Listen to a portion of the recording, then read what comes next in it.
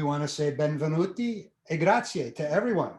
And a big thank you for joining us today. A special shout out to Lauren and her team for making this presentation possible. It was some technical things to work out over the past couple of days. As Lauren mentioned, we met her a couple of years ago at Bike Maine. In fact, I think it was 2017. Here's a picture in Aroostook County, as a matter of fact, with Lauren and Regina. I will tell you this, if you want to see Regina really smile on a bicycle in Italy, the endorphins flow, and she's in Italy, and Lauren too. And I'm riding for the food. That's why right. I exercise, so I can eat. And that was a good reward there. It was. We were so intrigued when we met Lauren that we decided immediately that we wanted to take a bike ride, a bike tour, if you will, in Italy. And as she mentioned, we traveled to Puglia in 2018. We had an amazing adventure there. We rode through the olive groves. We met a lot of nice people and had some terrific food. And frankly, that was the impetus for this event today and what we're going to show you. So our presentation today is going to focus on La Bella Puglia, on the charms and flavors of this southern region. I want to first off give a shout out to Regina. She's a culinary nutritionist. Change the slide, right? Not just yet. Okay. Not just yet. Regina is a culinary nutritionist and a former food editor, both for Family Circle as well for Prevention Magazine. And she's invited you into her kitchen so you can learn more about the delicious food of Puglia. And this is the kitchen I grew up with, where my mom cooked. Uncle Joe can testify to that. We had a lot of Thanksgivings, a lot of events in here. It's a small kitchen, but it's the kitchen I grew up in. We have my mom's honorary a wooden spoon, which she always said she was going to hit me with, but she never did. So. And Michael, he's a buon gustaio. Since first traveling to Italy in the 90s, he earned a Master's of Arts degree in Italian Studies from Middlebury College and has written and co-authored 3 books on Italian culture and language. And that's one of the ways we met. We had one of those cute meets because the woman I was subletting my apartment from co-wrote a book with Michael, The Idiot's Guide to Italian Language. And for the longest time, she tried to get us together. And when she first did, it was amazing because we had so much in common with our love of food and Italy. He was also the editor and content producer for the About.com language website for 16 years. And I always wanted to learn Italian. I've taken a million Italian classes, but I still don't speak the way he does. And he's always trying to teach me. So that goes on. Oops. Okay. So I think we did our introduction. Mm-hmm. We're going to skip to the next slide. Teach you a little Italian along the way. And we're going to introduce ourselves once more. Regina coaches private clients on how to cook delicious food. You can find out more about her at reginaragone.com. And as I said, Michael, his love of food goes way back because he comes from a family of incredible cooks. He's owned his own restaurant. And then, he decided to go back to school to learn Italian and lived in Italy for a couple of years and was very spoiled by 2 Italian sister-in-laws who ironed his shirts. Not good, but he learned to eat pasta twice a day and kept his weight down, so he thinks he can still do that here. But again, we have our love of Italy that we share, and a lot of our life circles around that. Somebody might want to mute their phone. Mute themselves, please. Okay, so let's tell you about what we're going to tell you. The first half of our presentation, I'll tell you about. I'll give you a brief introduction about the region of Puglia itself. Also, an overview of what constitutes La Cucina Pugliese, that is the food of Puglia. We have a brief highlight reel focusing mainly on the foods we enjoyed and the wines we drank while we traveled. And you can drink wine and ride. I can't believe you could do that, but you can. Not a lot, but not a lot. And also a primer on Italian cycling terms. One of the easiest ways to introduce yourself to a language is through your passion, through your hobby. So if you like cycling or food, because I have a lot of food terms today, that's a good entryway. The last half of our presentation today will be Regina preparing a traditional Pugliese meal. You might not be able to see it on your particular camera now, but we have a delicious taralli here, as well as burrata, and I won't spoil all the fun. So let's go to the first part. On our first tappa, and if anybody is into cycling or multi-day stages, tappa means stage. I've used that as a way to separate out each section. So Puglia is one of the it's the southernmost, or I should say, it's the easternmost region. In fact, if you go all the way down to Otranto, just south of Otranto, which is part of Puglia, that actually is the easternmost part of the mainland.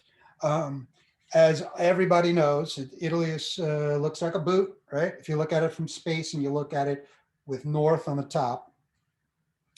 Puglia is a southern region that forms the heel, the tacco of the boot itself. It's a common, what you would expect from a Mediterranean region. During the summer, it's typically hot, dry, and sunny. During the winters, they're mild. Rain is somewhat rare. If you take a look at the map here, there are a couple of main airports, Bari and Brindisi, as well as Foggia. And we're also going to talk briefly today. It's a slight detour about the town of Matera. We will admit Matera is not part of Puglia. It's almost impossible, though, to go to Puglia and not at least take a side trip to Matera for a day or so. You have to. It's that incredible of a town, as well as the rest of Puglia. Excuse me 1 second. Okay. This is some graffiti we saw. Believe it or not, that's graffiti. I think that was in when we first landed. In Brindisi. In yes. Brindisi, yes. And we just go, oh my God, it's amazing. It's amazing. It means southern sun, the Sole del Sud. I just want to point out a little bit of the history. It's very complicated, very layered, like a lot of southern Italy. It was first settled by Mycenaean Greeks. So obviously that's at least 500 to 750 BC. You'll see that there's even the remains of a Roman amphitheater in Lecce. So the Romans obviously made themselves known. If you transport yourself about 1,000 years later, there are many different rulers. The House of Anjou, the Aragons, the Spaniards, the Turks, even the Venetians, even the Ottoman invasion. But if we go backwards, even before the Greeks, the Indo-European tribe that originally settled before the Greeks were the Messapiae. It's a name that you'll see on some towns. We talked about Sol del Sole. So I'm going to show you quickly 4 or 5 architectural highlights. That's not meant to say they're on artistic or cultural language highlights. There are lots of highlights in Puglia, just a handful to give you a taste and some of the variety. So architecturally, there's Castel Del Monte, a 13th century citadel and castle. It's fabulous. If you look at it from the top, it's octagonal. Actually, what's really fascinating about this is that the Emperor Frederick II built it on lands that he inherited from his mother, Constance of Sicily. This is a UNESCO World Heritage Site. There are 5 UNESCO World Heritage Sites in Puglia, Italy. It's pretty amazing. Yes. You could make a trip out of looking at all the UNESCO sites. Italy has 55 UNESCO World Heritage Sites, the most of any country in the world. So you could tell we favor Italy. Yeah. Another fascinating architectural site. This is the Basilica of St. Nicholas the Pilgrim. I call it a spiritual lighthouse. It's right on the water. It was consecrated in 1143. Fabulous example of Puglia's Romanesque architecture. Another UNESCO World Heritage Site is the Santuario San Michele Arcangelo, the Sanctuary of St. Michael the Archangel. I'm just gonna make that a little bit empty. Okay. Okay. One thing to know about the sanctuary, it's the oldest shrine in Western Europe dedicated to the Archangel Michael. It's been an important site as well for pilgrimages since the early Middle Ages. We have not seen it. So the next time we go back to Puglia, there's a cave all the way underneath, and it's a sacred site. We never run out of things to see in Italy. I've been there like 20 times and I just love it. Okay, so here's the Roman amphitheater in Lecce. Everybody will refer to Lecce as the Florence of the South. One thing that really sticks out, not the amphitheater, but some of the other buildings, is this very golden color to many of the structures. They're called Lecce Baroque, and the sandstone that they're built out of is a rock that's native to the area. It's pietra leccese, or Lecce stone. We were overwhelmed when we went there. How beautiful Lecce was. We just remember we were. Lecce is also known as the town of paper mache. Oh right, Remember? that's right. Yes, yes. Lots of paper mache puppets and Yeah. artwork. We tried to take photos, and admittedly, this was an older iPhone 6 of the Piazza del Duomo. At night, there was a wedding going on in the lower right hand, and you can't capture everything going on in that square unless you had a bigger, better camera. It was full moon too. It was fabulous. And lastly, on the geography part, a town we were in, Ostuni, which is called Lachita Bianca, the white city or white town. I'll point out water in the distance. It's actually built on a hill or a citadel. It was originally surrounded by a wall. You can see the wall. It's still extant on the lower left-hand side of the picture. And on the left-hand side of the photo, there are actually quite a few olive groves as well. There are olive groves everywhere. Lastly, to point out, these are some images from Ostuni. It's fabulous. It also looks Baroque in some respects. And Trulli, which we'll talk about shortly. These are these buildings with conical tops. They're magical looking. Yeah, They look like trolls like with Smurfs should come out of there, right? yeah. We thought they were. Okay, so we're going to talk about La Cucina Pugliese for the next section. Puglia is the land of farmers and fishermen. Lots of vegetables and fruit, fish and seafood. That's the core of its cooking. Meat's relatively rare. One thing to keep in mind, you may think that Tuscany makes olive oil. You may think Sicily makes olive oil. Puglia produces 40% of Italy's olive oil. It's definitely the largest producer of olive oil in all of Italy. They are also the biggest durum wheat producers in the country. That is Puglia. And that's why Puglia is famous for its breads and pastas. My two favorite things. Okay, so one of the resources we looked at when we were researching our presentation was the Silver Table Puglia. And we definitely recommend Silver Spoon. Is it spoon? Silver Spoon, yep. Okay. That's the famous cookbook, series in Italy. Yeah. It's floating around here somewhere. And what they said was almost without exception, regional dishes in Puglia include at least one of the Holy Trinity, and that would be wheat, olive oil, or wine. And as you can see in the lower left-hand side, that actually is in the plains of the Morgia Plateau, where lots of wheat is grown. Okay, we're going to carry on here. Let's talk first about the pane and the pasta. This happens to be pane di Altamura. It's also called priest's hat. Yep. There's a dialectic term for it, as well as a cappello di prete. And we have it. We didn't. And bake. we're gonna eat it We after didn't this bake it. presentation because we got it, believe it or not, in the Bronx on Arthur Avenue, which has incredible Italian food. Did you guys mention the size of the bread in Puglia? I think those are the largest loaves of bread that I've ever seen. Yes. Oh, this was yes. not that large. This is like a mini, but we have a picture of that. We'll show it to you. Yeah. Let me go back here. That's a large size. That is like a Beretta. This Correct. one is, yeah, this is mini, but yeah, this is There's some that roll for are. me. I mean, the loaves of Puglia, they're like the size of a small table. Some of them. Yes. Yes, they are. Perfect. Okay. So you always got to get the priests in here. The priests had. Always have to. It's always religious. Don't forget, strozza preti. Yes, the strangled priest. Strangled piece. Priest That's a type of pasta. Yeah. So speaking of pasta, here are just 4 of many types. You're probably all aware there are hundreds of pasta types throughout Italy.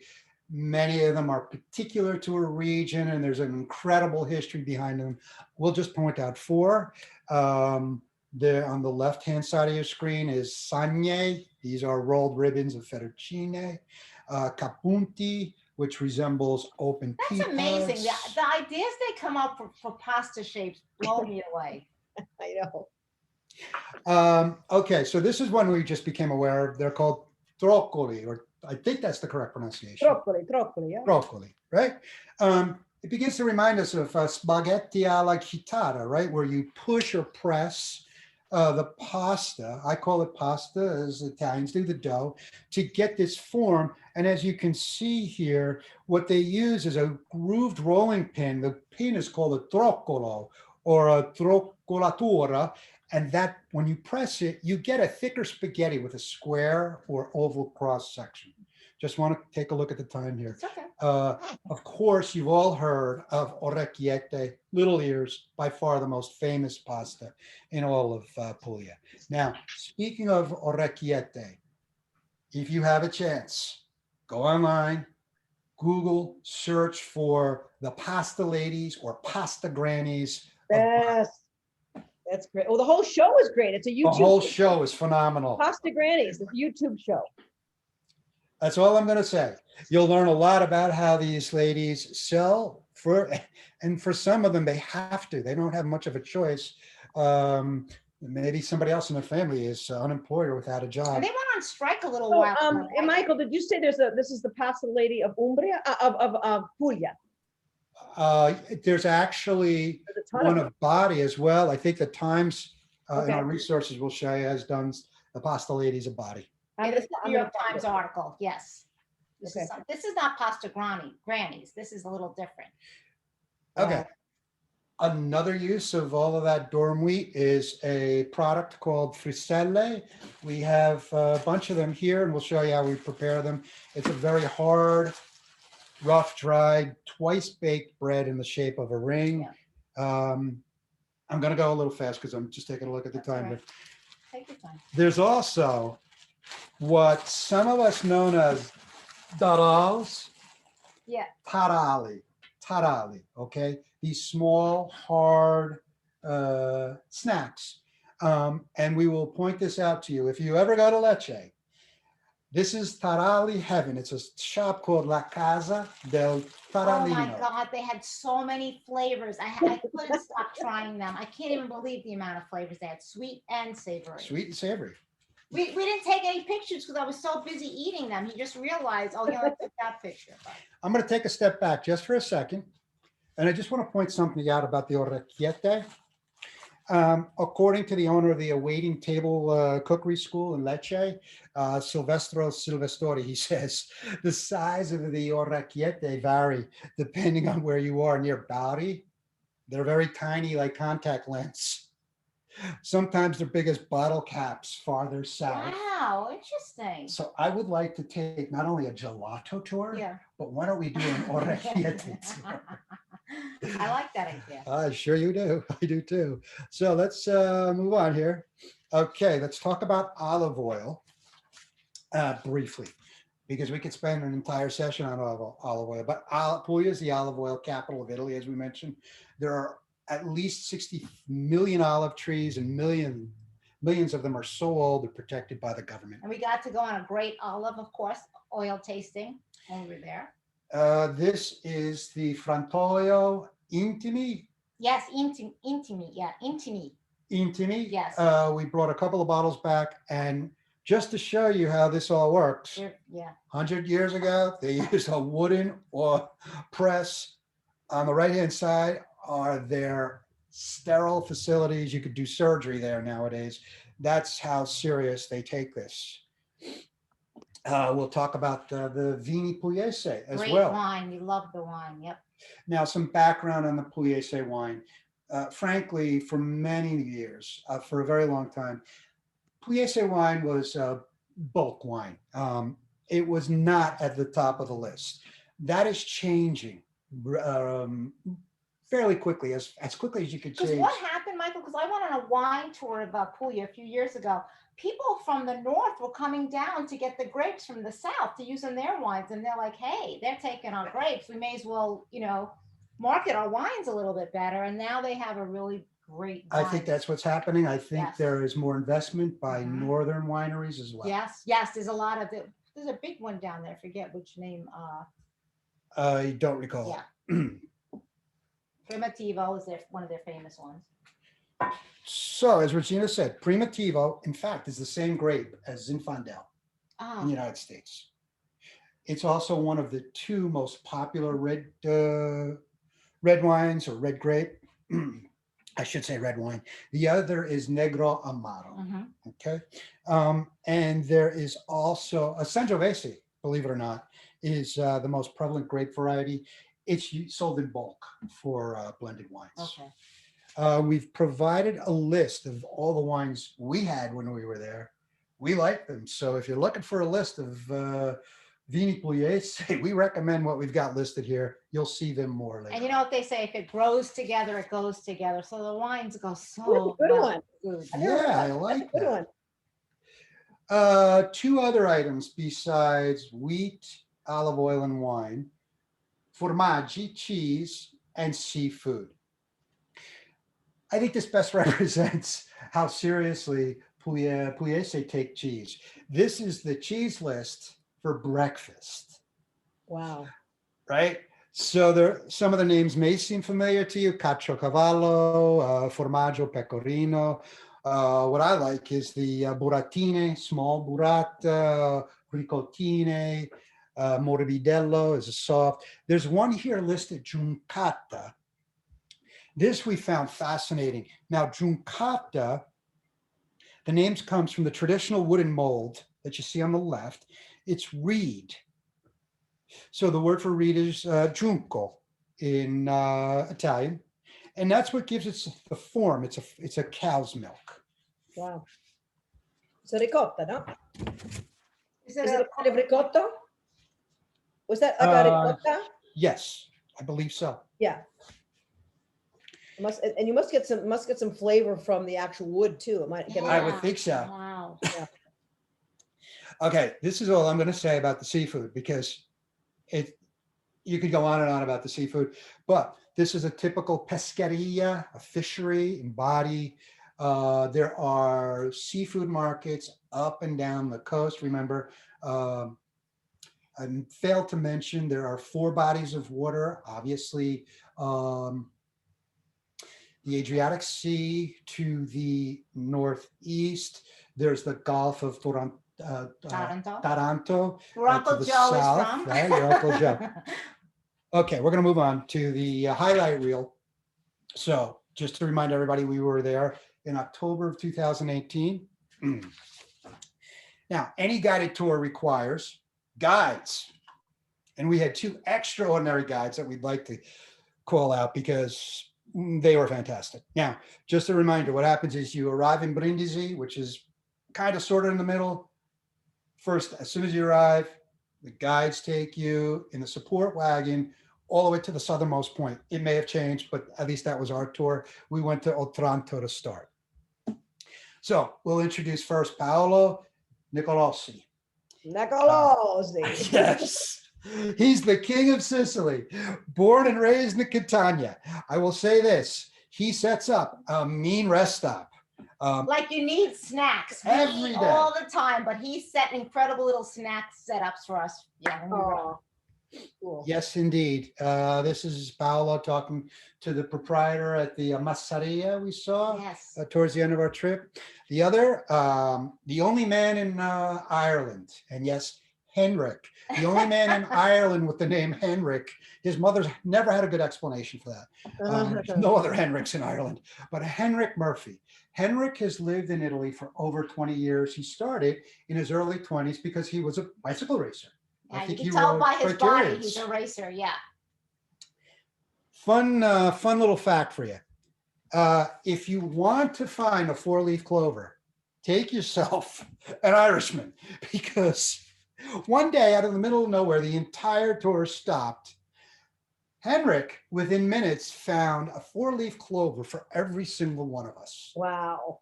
Right? That's him down on the bottom. I don't know exactly what he's looking through his cell phone, taking photos. He had a four-leaf clover for every one of us.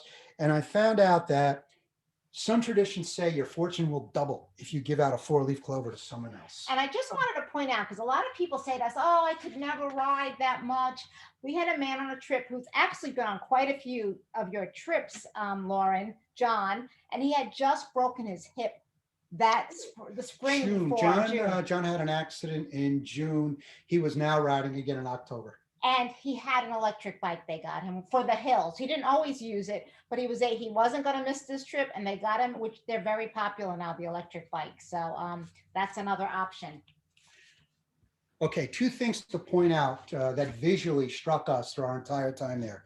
The first, and they're in abundance, obviously, are the ancient olive trees. Some of them, as you can see, get adopted because, like adopting a whale, I suppose. You can adopt a tree and provide money to help for it. And the more I looked at this photo on the right, this tree is also burned out on the left, and somebody stuck a support right in the center. Yeah. Right. And the smell is amazing when they burn those olive branches and trees. Yeah. They are. The one problem, though, is like a lot of agriculture nowadays, there is a bacterium that is wiping out the olive trees. It's the Xylella fastidiosa bacterium, and they have problems with it. It's a field bug, and it's not just in Italy, but also throughout all of Mediterranean. I'm going to go through a lot of these quickly, but the point I want to make is we rode through olive groves every day. It's an experience unlike It was anything magical. else. Yeah. This was actually one of many trees on one of the properties. It's an ancient tree. You can't describe ancient olive trees without using the word gnarled. Yeah. It was gnarled. This is the same location. That tree is many centuries old. Here's Regina, Henrik in the back, and some of the members, and as well as a support wagon. This is in Messagne. This is myself one day. The trees are magnificent. I had to have somebody take my photo because usually I'm the one taking the photo. Then we got a little another lesson in how the trees work. This is Regina and another one of her Ciclismo Classico shirts. Henrik showing us more about the dry walls and looking at some one of the agriculture. And things. this Irishman speaks fluent Italian beautifully. Put me to shame. Me too. You have to pay attention to one thing when you're riding among the olive trees. There are no cars there. You only have to watch out for the hedgehogs. And there's a sign to warn you of such. I think they don't want you to run over the hedgehogs. The second thing, as we mentioned, Puglia is set up for taking these tours. The second thing is alla the trulli. Okay, the trulli are ubiquitous. There are these Corbel dry stone constructions. It's a prehistoric building technique still in use throughout the region. There are over 1,500 examples, most of them in the town of Alberobello or else in the Etria Valley. Some of them are in states of disrepair. Others are fancy yoga retreats, hotels, restaurants. They're wonderful places. This one I had to stop and get the shot because while it was at least 100 feet off of the road. It's used for farmers, and I knew the shot would be great.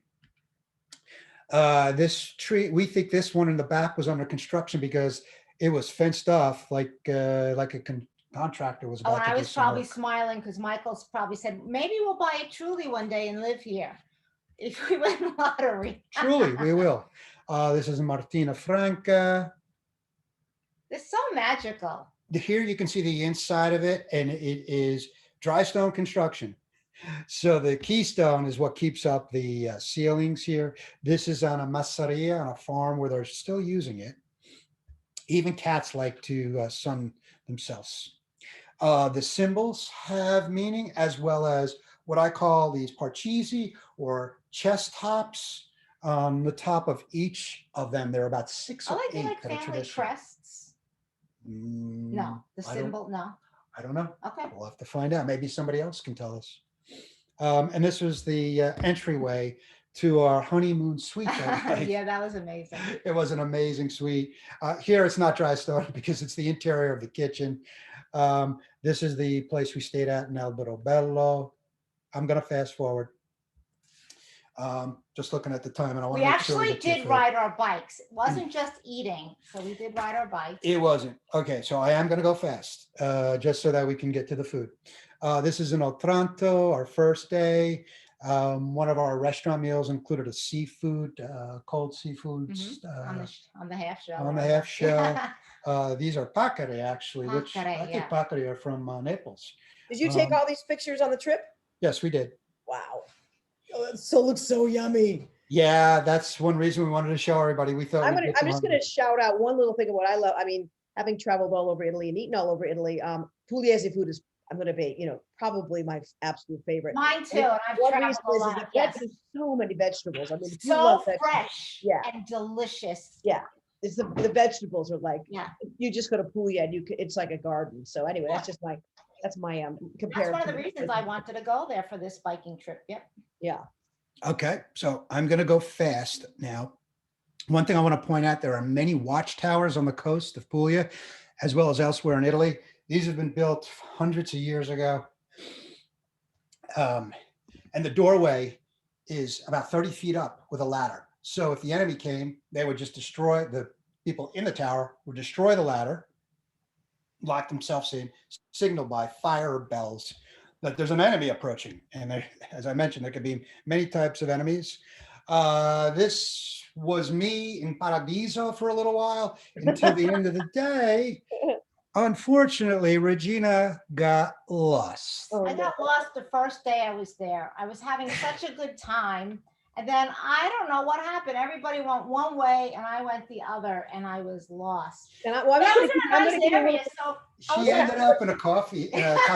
So it's not so bad if I get stuck here. these are not the kind of messages you want to get.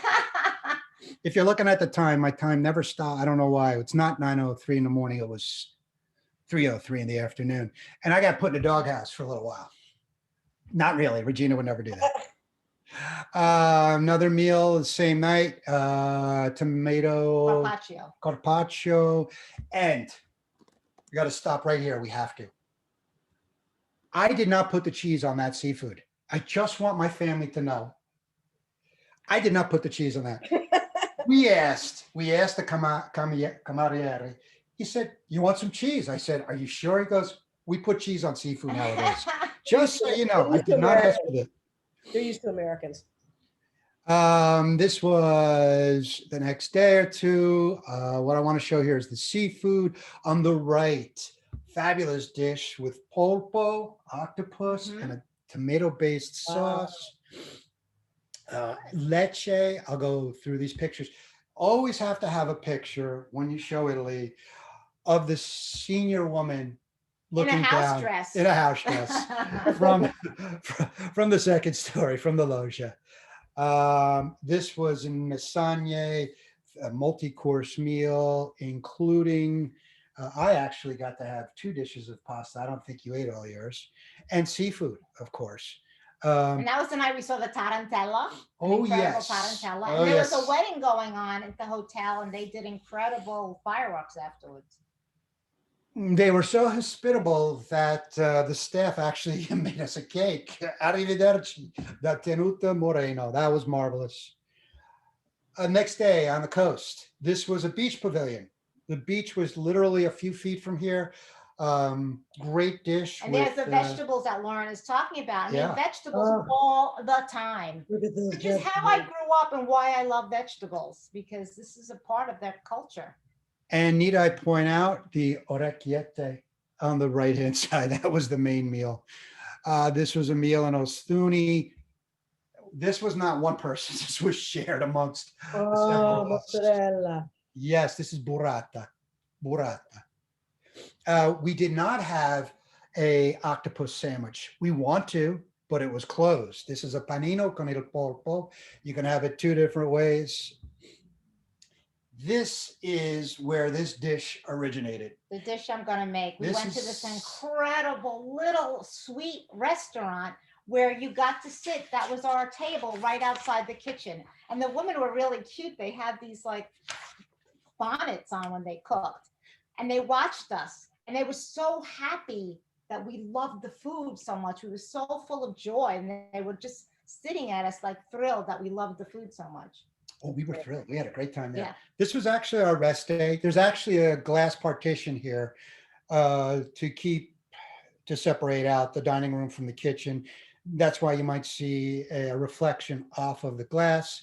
Regina was very happy to see all this going on, as was I. She even wanted to help them out. And that's the purea that they're Yes. actually making, and we ordered there. Yeah, which is a puree of fava beans, which is I never had. I had heard about it, so that's what we're gonna make tonight. But it's not as good as they made it. There's nothing that tastes as good as when you're there.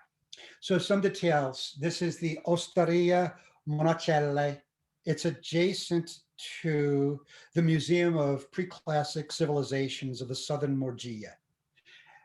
That's a long way of saying if you want to see a skeleton of a 25,000-year-old pregnant woman, It's incredible. that's the place to go. We saw it, Yeah. and It was wild. that's just incredible. This is in the center of town, Ostuni. So let's move on. This is the dish that, and I think we had it once or twice more at the Yes. Masseria. Yes. Okay, we're gonna go a little fast now. This was the dessert. This was a sticky pudding on the right. Again, another meal with, Orecchiette. Orecchiette, yeah, right. orecchiette. and I don't want to burst anybody's bubble, but orecchiette with sausage is really an Italian American dish. Very rare to find it in Puglia. If it exists, it's probably backdoored from the United States. It's not common in Italy. Now we're going to take a detour. We're going to take a 60-second detour to Matera, right? We're not in Puglia anymore.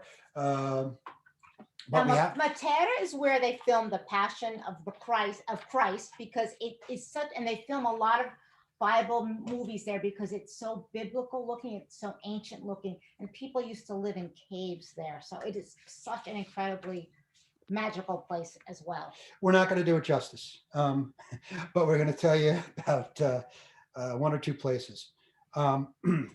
If you like gelato and you're ever in Matera, you must go. You have to go to I Vizi degli Angeli, the Vices of the Angels. Wow. Isn't that a great name? Wow. It is fabulous. The flavors are unbelievable. They will let you taste the flavors. They let you taste a million different flavors. Yes, and we did something we have never done. Yeah, two. We had two. Yeah, We had two. We'll admit it. I've done that before. Oh, you've already tried that In before. Italy, I've done it. You may think grapefruit and pink pepper, or what's that? It is fabulous. It is absolutely fabulous. Behind Regina's head are all the tastes. So Like- as much as there is this, we're going to talk about a cucina povera. yes. For cuisine, and there's a little bit of it there. There is this also a higher end cuisine there that's going on at the same time, like the more upscale.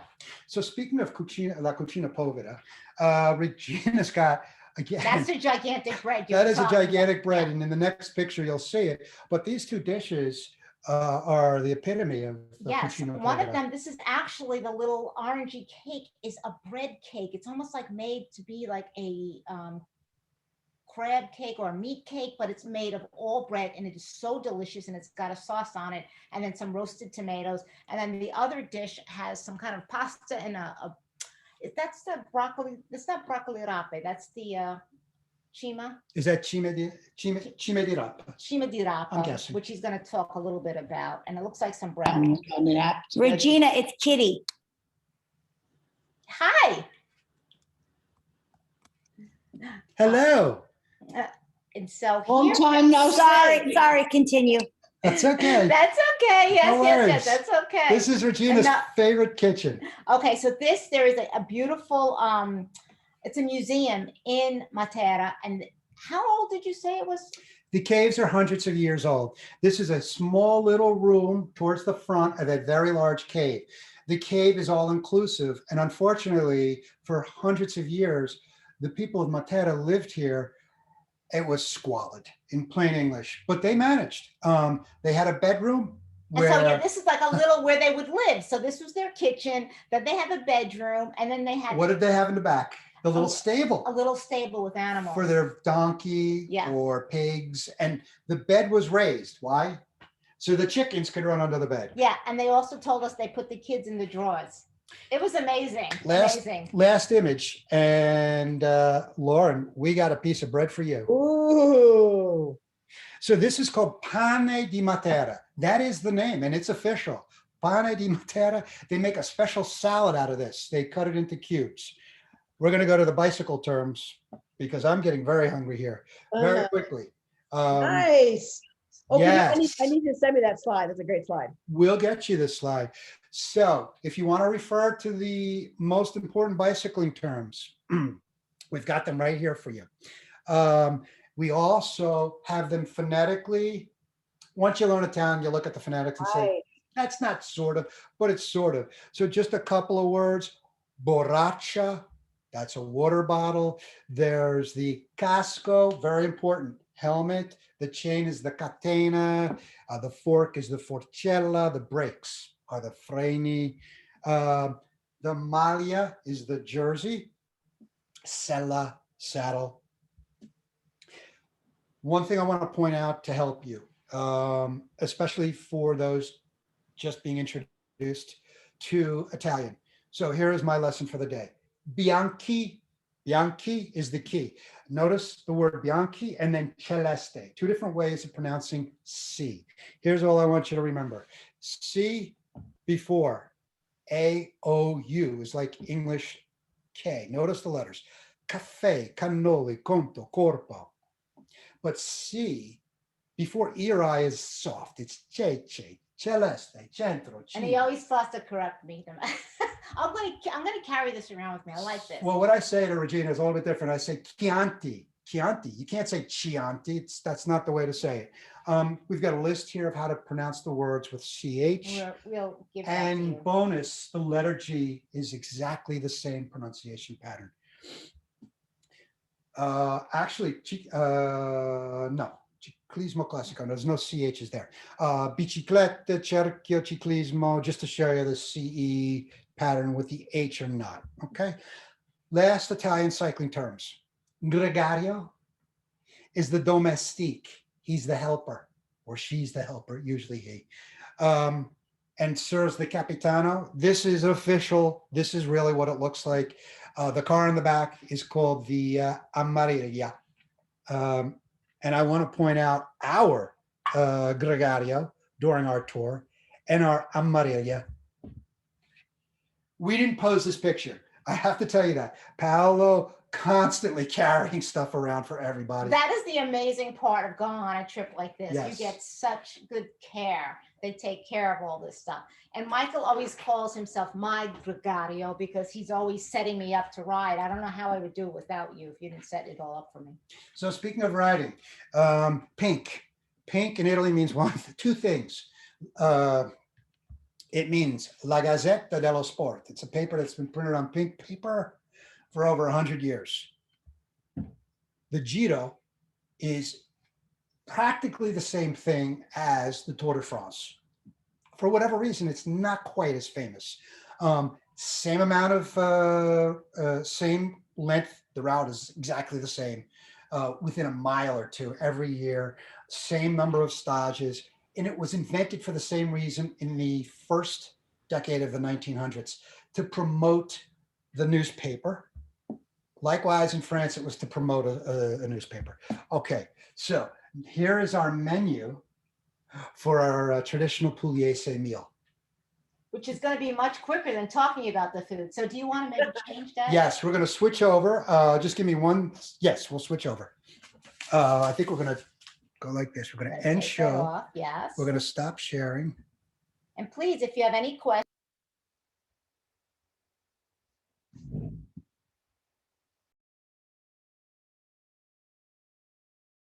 Unmute. Okay, just a technical check.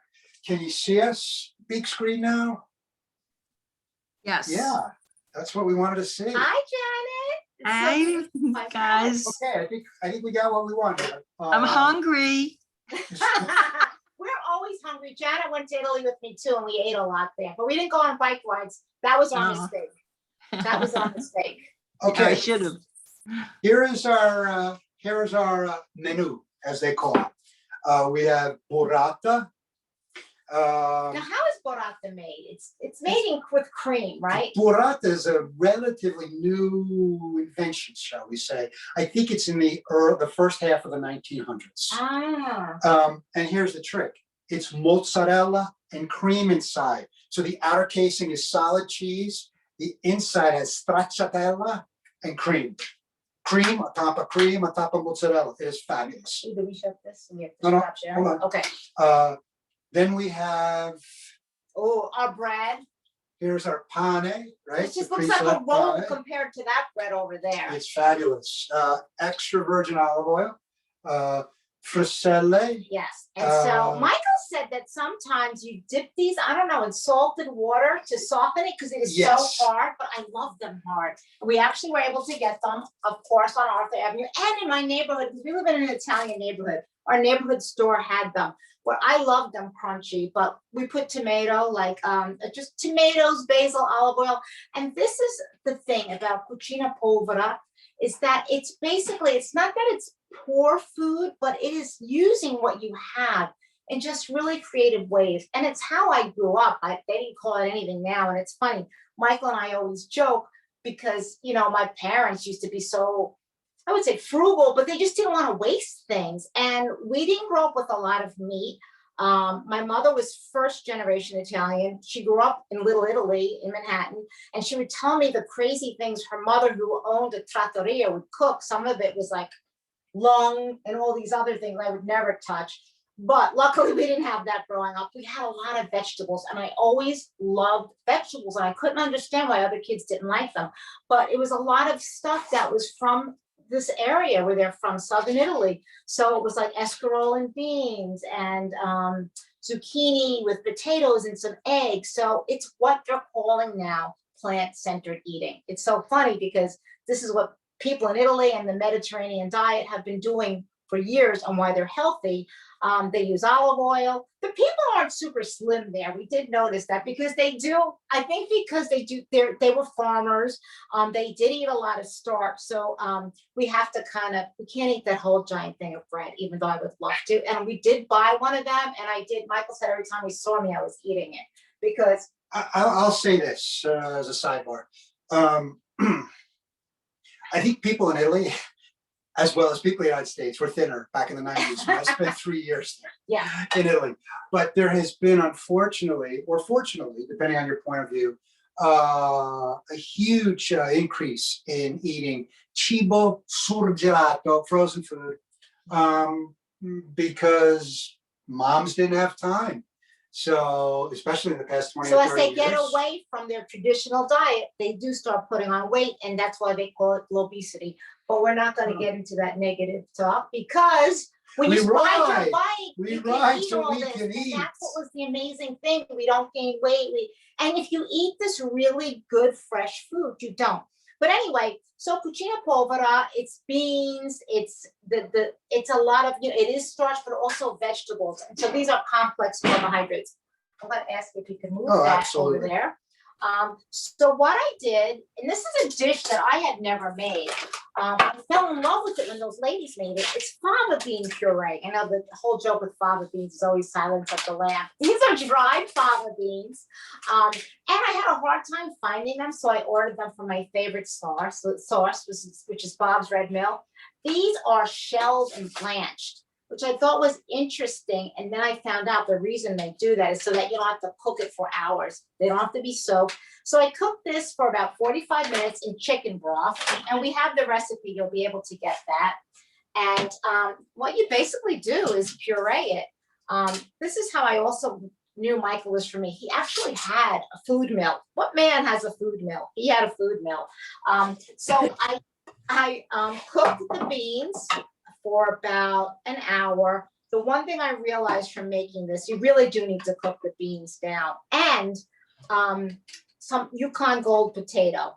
And you know, there's a recipe that Marcella Hazan does where she uses bread. But again, it's this cucina polvera, which is I'm just gonna squeeze that out. This is not something. Okay, so you see the beans are coming out there. See, even these beans are still a little bit, you see, this is the puree there. Ooh, uh-oh. I'm the messy one in the family. You want to give a squeeze? Can Why don't you, squeeze it? Yeah. why don't you give us another scoop there? So you have to really cook them well so that they, even so, it's amazing. They still need some cooking. 1 second. Anybody who's watched my cooking demos, they'll know that Michael always has to save me from some kind of technical snafu. We have fava beans stuck in the, there we go. Okay. Squeeze it. And you need some force for doing that. Okay. So you're getting all this fava and potato. And this is about the 4th time Regina's made this. Each time it's been different in terms of the consistency. Yeah. And trying to figure out how long you have to cook it for. So anyway. Maybe a little bit more stirring, or is that? That's Well, I think so. This is why I made it ahead of time. One thing I learned from all my presentations. So we made that yesterday. What all you have to do once you put this in, and again, I'll give you the recipe, is add delicious olive oil to it. And that's it. There's no even special seasonings. We're getting a question. Why use a food mill? Why not use a Cuisinart? Because you want to get the skins off. Okay. It's not just to puree it, it's to get the skins of this. the off. skins stay And inside that's, yeah, of the ricer. You don't want the skins are they're a little bit too you fibrous. don't really want them. Yeah. And I don't know if I love this food mill as much as some of the other ones I've had, but Okay, well, you have to see our cats on the other side looking at this. Like, yeah, what this is is not that? for him. He's like, that doesn't have any meat in it. Okay. That's good. So anyway, that's what you'll be doing. When you make a whole puree of this, add olive oil, salt, and pepper. Then, like I said, and Marcella Hazan did add bread to it. Broccoli rape. So tell them about the difference in broccoli. So they have something, we kept seeing this on menus and wondering, what is it? Okay, so I'm going to read my own writing from an unpublished post because I'm always confused about this. And I did a lot of research because I've heard a lot of different terms. So Regina's going to start Sauteing. and I'll read this. Yes. It won't take long. If you want to start a lively discourse, ask a native Italian to identify and name Chimadirapa. Depending We on actually did have many lively discourses about it. Chimadirapa. Yeah. Depends on the region. It's a turnip green. But it's referred to by many other terms. Rapini, rabe, fraielli, broccoletti, and of course, broccoli rape. To add to the confusion, there are several varieties of Chimadirapa. And it depends on the growing cycle. I'll show you in a minute. So there's Chimadirapa quarantina, which is 40 days. There's Chimadirapa sessantina, which is 60 days. And I've got a packet here. I tried to grow last year, wasn't successful, but it's marked right there. Sessantina Riccia Chimadirapa di Sarno. We live in a very old time Italian neighborhood. It's really funny because we go to this store, which prices are really inexpensive. It's a place where my mother always shopped, and we always see all these old Italians, which is why I think they sell these and they have incredible gardens, of course, because they have that magic touch. There's also a Novantina, a 90-day. So But I mean, but normally when you go to the supermarket, you just have, I only see the big the big bulk of it. That's broccoli rabe. yeah, which it is would different. be You very couldn't buy difficult this to here. find turnip greens in the United States. So this is what we have, and the key that I want to tell you, first of all, I want to show you, I found this incredible device to make, we use a lot of garlic. You put the garlic in here, and then it just comes out in really thin slivers. So we're gonna sliver some, put this here, because you want to have just thin slivers of garlic. Oh my God, I love this thing. I just found out about this recently. My friend told me about it. Oh my God, and it smells good. So this has very thin slivers of garlic. Michael, maybe you want to just saute this behind me. Just gonna brown it. You only want to brown the garlic for 30 seconds. The key thing with this broccoli rabe is that you have to blanch it. And the way you blanch it is you boil water with oil, with salt, about 2 teaspoons of salt. This is all in the recipe I'm going to give you. You put the broccoli rabe in for about 2 minutes, take it out, plunge it into cold water, and then you dry it out. This is why you won't use a ton of oil when you finally do saute it. So what we're going to end up doing is once this, a couple of tablespoons of olive oil, you'll see in a lot of, when you watch Italian chefs, you watch any of these food shows, they use so much oil. And oil still has calories. It has 150 calories a tablespoon. So we want to keep the oil to about 2 or 3 tablespoons. And so if you blanch it, it's not going to absorb a ton of it. And so I'm just going to put it in the garlic and olive oil. And it smells great. And that's going to be our dinner tonight with the puree. So again, this puree, I'm going to cook that for a few minutes. We're just going to put a little olive oil in it, salt and pepper, and it's done. And then that's your recipe. But this is what I'm talking about. Cucina povera, salt and pepper. Do you want to taste that? Actually, because of the chicken broth, it's got enough salt in it, but you can also add a little salt. And this is a really great vegetable-centered meal because the beans have a lot of protein and fiber. It's inexpensive. It's low in calories. It's very good. Typically, you put a little salt, pepper, and some red pepper flakes, just a little bit to get a little bit Oh, more. we put the red flavor. pepper flakes in here. Oh, you Drop it on it. Yeah, Fantastic. we have to get that out. So basically, that's it. It's a really quick meal. But then you have the cheese, you have the bread, you have the wine. And it's such a delicious, healthy way to eat. Again, it's the Mediterranean diet. And what do they have for dessert? Fruit, sometimes cheese, some, we call them old lady Italian cookies. I love them, the biscotti and some of those things, some vinsanto, and you're done. But we cook a lot of vegetables. We don't eat a lot of meat-based meals. And it's interesting, a lot of the Italian food that you see, Italian American food, happened here in the United States because when people came from Italy to the United States, they couldn't believe how cheap meat was and they had money to buy it. So they kind of started eating a little bit too much meat. And that's when the heart disease and everything started in this country. But if you go to Italy, you don't see a lot of meat. And they use a lot of olive oil, which is a monounsaturated fat, to lower your cholesterol. And what else? Health-wise, that's the difference there. A lot of walking. A lot of walking. A lot of walking. A lot of walking. But they do not do a heavy meat diet. And they do have cheeses, but they also eat in moderation and they eat convivially. You know, they eat with people. They enjoy their food. So it's a whole different way of life, which is why we have to go back to Italy. Oh, well, one thing to talk about a little about is bruschetta, because that's a Pugliese dish that it's probably the most popular Pugliese dish in the United States because That That's what we did, with the Frisale there. That's why we did a bruschetta there. And that's the one thing that Michael always has an issue with Italian Americans saying it. How do they say it? You just learned. Bianchi is Yeah. the key. Bruschetta has an H. Bruschetta. There People you go. always pronounce it wrong. And then the That's what we waiters kinda and did here. waitresses in the United States correct us. They'll say, no, it's bruschetta. No, no, Okay, that's fine, then it's bruschetta. We're just gonna put this back on the table because it's such a beautiful presentation that Regina made here, and you were talking about the bruschetta again. This is really the cousin to bruschetta, Yes. and I think on top of it, frisale.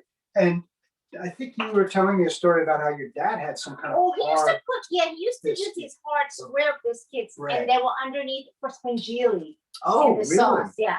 So, oh my God, they were so hard and that spongili was kind of rubbery, but he loved it. Any questions? bring on some questions. Okay, bring them on. Well, one, have you ever used fresh lava, lava? No. I'm not sure if that's the right lava beans. No. Fresh fava beans, no. Lava, I'm sorry, wrong. Yeah. Sound off on one of them. Oh, I apologize. You can Yes. type your questions in the, We have not used fresh fava, but I don't think this recipe was meant to be made with fresh fava. It was meant to be made with dried fava. okay. So Now, how many people, how many people in the audience have been to Puglia? You can write down where you've been if you like. We'd like to get some interaction. What's this your was favorite? my second time to Puglia on this trip. The first time was a wine trip, and this was the second time. And we want to go back because the food really is amazing, and you feel so healthy when you're there. Yeah, the because food, the Pugliese it's so food is really the best. I really think it's the best. Well, we have trips in Puglia, as I mentioned in the chat. We do have. And it's not hilly. It's not too hilly. There are some hills, but it's not like Piemonte, which is where he originally wanted to go. So I convinced him the food would be better in Puglia, and it's a little flatter. We're gonna go to the Dolomites next. That's a little higher. Yes, We're gonna go I would to say the Puglia of all the Italian regions is the least hilly. Honestly, it's because geologically, it is more of But it's not challenging. no, it's not challenging, but it's just a total different geology than the rest of Italy. It's it's more connected to the sea. It was underwater more, so you can see these layers from the sea. So it's our probably one of our easiest trip. So here we go, our dinner. Oh, wonderful. Well, Diane Snow is saying we also have a trip called Bike Across Southern Italy, and we start in Puglia. If you want a trip that's more difficult, we start in Puglia and we cross the toe to the heel to the toe. We end up in Calabria, and that's a pretty difficult trip actually. That's the opposite. But we've been doing trips in Puglia since 1990. It was one of our very first trips. Wow. Another part of Puglia that doesn't get talked about too much is the Gargano Peninsula, although it's gaining a little bit of interest these days. But our first trip went to the Gargano Peninsula, which is almost the spur of the boot. It's the little spur, it's very pretty too. Monica Young was on our Puglia trip. Hi, Monica. So I'm going to turn on you can unmute yourself if you like. We might have this might get crazy since we have all these family members here, but No, forget it. feel free to You're gonna turn this into a fiasco. Yeah, this was delicious though. This looks so yummy. My only I wish regret I is could that eat it. I I wish we could share it with you. it's like you're munching already. My only regret is that we're not there to enjoy it with you. It's enough food for the Oh, weekend. we have Anthony Furio from New York. Anthony. So that's great. Yeah, Anthony, you did that trip, right, Anthony? I think Anthony did that trip. Lauren, what was amazing to us is how many trips people take with you. Yes. Like, well, we hear them 4 and 5 trips. So we actually, while we were there, we decided that because we fell in love with Heinrich, we're going to go to Ireland next. Oh, good. Yes. Well, Ireland's beautiful as well. And luckily in the past 15, 20 years, the food of Ireland has greatly improved. Actually, it's very Yes. surprising. People would think that Irish food is not that great, but they do a very nice job. And They have great Ireland is beautiful. And dairy. Yes. So that was going to be unfortunate. Fortunately, we had the pandemic hit, so we're going to wait till next year and go, but we're very excited about that. Okay. Well, now just maybe name a couple of your other favorite Pugliese dishes. Oh boy, what did we have there that we loved? So many. I have to keep eating these tarelli. I love the bread there. So that was like, if I could eat bread, if you said one thing that you could just, if that's all you had to eat the rest of your life, it probably would be bread. What about the meal that we had at the Masseria with Pietro's family? Oh, yes, That we was actually wonderful. went to this wonderful family's home and they did very similar. That's what you see in a lot of, did they make like a panzanella type salad with Yes, they bread? did. They made focaccia with tomatoes. They made a salad. Was it some kind of green bean salad too? It was like a lot of vegetables. And wine in paper cups. It was, you know, the food was great, but the conviviality with that The family people was are just they incredible. were ready to marry us in their little chapel they had on. Aw. It was just wonderful, wonderful. Well, Yeah. here's a business opportunity that I'm always surprised it never came to the United States. A bruschetteria. Did you guys see any bruschetteria? No, we've actually Oh, seen I love that. risotterias they have had in New York because of people with gluten intolerances. It really took off, but that is a great idea. Well, the bruschetteria, I mean, maybe they've kind of faded them out because of tourism. Maybe they kind of want to do fancier stuff. But when I was there, it was kind of like by the side of the road, kind of a food truck idea, basically. And all they made were bruschetta. And Really? they have one in there was one in Sardinia. There was a couple in Puglia. And literally you go there and you just order like bruschetta pomodoro, bruschetta all'olio, and so you basically order whatever kind of bruschetta that you want. Yeah. So I think that's a great idea. Yeah, Although yeah, it'd be a little, it's tough because it has to be served really fresh, you know. It does. But you It does. just need a big loaf of bread and a grill and some great olive oil and ingredients, and there you have it. That's the key, is that great olive oil. And you don't want to use, like I said, tons of it, but it really can make any dish incredible. Yes. Great. You Well, need the right bread if for you guys that. don't want to unmute, you could unmute yourself and say hello. And this has been fantastic. Like I said, all I wish is that I was there to enjoy all that wonderful food. Well, when Michael and I came home, we were so incredibly excited and full of joy. My uncle said his favorite dish there is pasta with mussels, and we had that as one. So I grew up, the seafood influence in my family was from my Uncle Joe, who's on the call now. He used to do the Italian Christmas Eve, and that's when I learned all about fish, because my parents didn't do a lot of fish. He did all the fish. And now I know why, because he was from Taranto, which is where all this fish is from. Well, Gina, you didn't talk at all about your newsletter and the work that you do in nutrition. And don't you have a cooking show or newsletter? Yes, what I do is, because I became a dietitian and my mom was a dietitian, like most dietitians, because I was chubby as a kid. I ate all this delicious food, but it wasn't the healthy food I ate at home. It was a lot of the stuff that I ate when I wasn't home, like Hostess cupcakes and, all that fun junk food. So my mom taught me how to lose weight and how to eat healthfully by eating the Italian way. So that's why I decided to dedicate my career to teaching people how to cook healthfully. And that is what I do. I have a website, regina.ragone. No, it's reginaragone.com. He made it for me. And I also work for Pampered Chef, and I do little cooking shows every week. We have a list of resources. So we do cooking shows, and I sell some products. That garlic slicer was part of the products. And I do coaching, food coaching. Oh, wow. I go to people's houses and coach them on how to cook and how to eat. This month, I'm actually taking care of a new mom and dad. Their mother gave them a gift of a month of dinners so that they would eat healthfully. Oh, that's great. Yeah.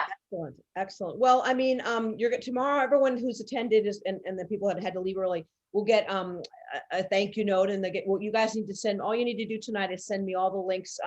Yes, and we have recipes so that you can your make, newsletter, your cooking show. We've talked about the pasta granny. So tomorrow we'll send out an email in the morning, and that'll be a thank you note to everybody for coming. And thank you everybody for coming. It means so much to us, because this really is our love, and we just want to share it with people. We miss having people in our house to cook for them. So this was the next best thing. So thank you, Lauren. Well, Thank you, if you guys Thank want, you to all, everyone's muted. You can unmute yourself and say hello if you like. Go ahead. Now's the time. So you can unmute yourself. Thank you so much. I see my cousin Mary. Hi, Mary. Hi. I see my Uncle Joe and my friend Janet. I've seen Diane. people here. Thank you. It was very interesting, informative. Thank you very much. Janet is food styles. So we went to Italy together. We have a lot of my friends are cooking food people. Susan Mitchell. Oh is yeah, also Susan there. Mitchell, Thank another you, one of my Susan. nutrition Thank friends. you, everybody. Thank you, Regina. Thank you, Michael. Oh, wonderful. Thank you, Michael. Thank and you. Regina. It's good to Good see you. luck.